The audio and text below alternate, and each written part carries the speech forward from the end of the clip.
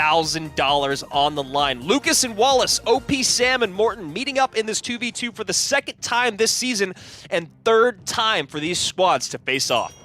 We know, Andrew, you talk about heartbreak. That's a story that this entire SK Gaming team knows very, very well. I mean, let's go back to last season.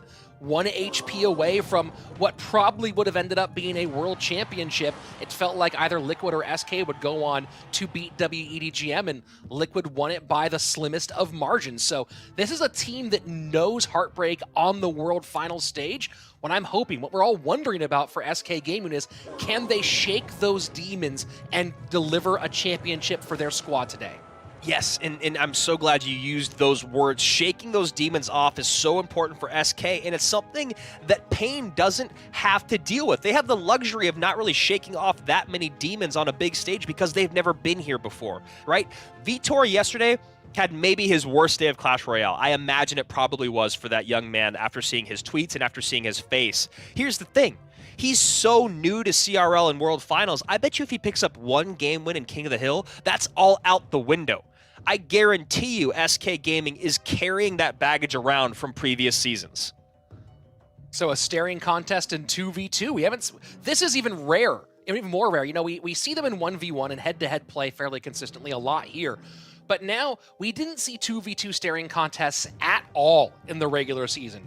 We pretty much never do, and this, I believe, the second or third one we've seen here at World Finals. Yeah, I wonder if we're going to be going to the skies again, as it's felt like that's what the kind of MO has been when we've taken this long a staring contest, but very, very curious. You know, will one of these squads be caught looking once we get into double elixir and maybe not taking advantage of their faster cycle, as we saw that happen yesterday as well.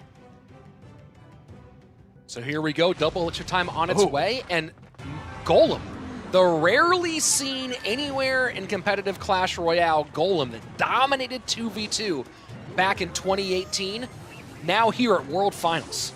Nice Electro Spirit there to stop the charge. You get that Lightning coming in, cleaning the Hunter off the board. Doesn't focus on the Heal Spirit, gets on top of the Mega Knight and Princess Tower. Nice work there, and a great poison by the Germans.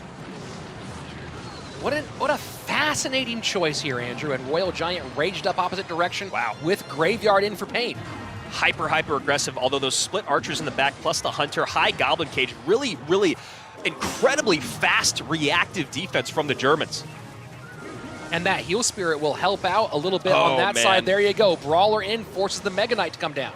Great timing on that Mega Knight there. Maybe going to get supported with this Heal Spirit, going to help it get a little bit more life as it crosses the bridge. Now another Royal Giant behind. I like the aggression that I'm seeing out of Lucas and Wallace, and they also get the Heal Spirit off the board.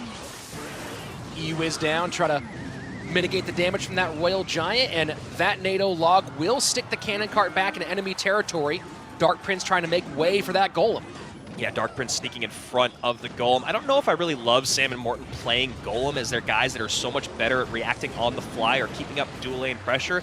This is much more of a place and wait situation, and I don't think that actually plays well or showcases the talents of Morton and Sam as a duo. Yeah, but you know, you talk about double bait being a thing they do a whole lot. Take a look at what Lucas and Wallace are running, right? They have the bomb tower, they have the log, they have a NATO as well for a King Tower activation against that bait deck. A lot of options here against double bait. So, you know, you look at the one thing they're probably pretty well known for, and it seems like Lucas and Wallace planned for that correctly. Yeah, and you see here, Cannon Cart going to hold that RG in place for just a moment as this next Golem push comes down. Dark Prince going to help clean up the skeletons. Nice NATO to back things up, and yeah, Rich, it's one of those things where I just don't know how this Golem push is going to actually work unless it happens right now. Oh, and the Lightning goes for the bomb tower. Musketeer stays on the board, but look at all the support troops coming down for the Germans. Yeah, there's the NATO to pull everything back. Great fireball. Log should come in behind here. Nope, Hunter up high, or excuse me, Lumberjack up high. And now a bit of a counter push coming in. Royal Giant in front of the Lumberjack. Graveyard down. Final 35 seconds. Pain Gaming with a solid lead here. Cage trying to hold on. And that Royal Giant doesn't get a shot. Tons of DPS. And this is the last opportunity for SK Gaming to take this one. Yeah, and that was pretty excellent sequencing there by Wallace and Lucas. I don't really love this high Mega Knight as it doesn't get on top of the Cannon Cart or the Prince. It makes it so that you know, it gets a little bit less utility than they would have liked or needed. And now Sam and Morton making a run for it here with 10 seconds left. Bomb tower trying to stop everything. 11:49 on that right-hand side. Can Lucas and Wallace keep the aggro off the tower? Yes, they will. GG comes out. Pain Gaming wins game number 1. And you see the frustration there on Morton's face. I just don't love seeing them play this deck. I do recognize what you're saying, and I think it's a really solid point that they played something so vastly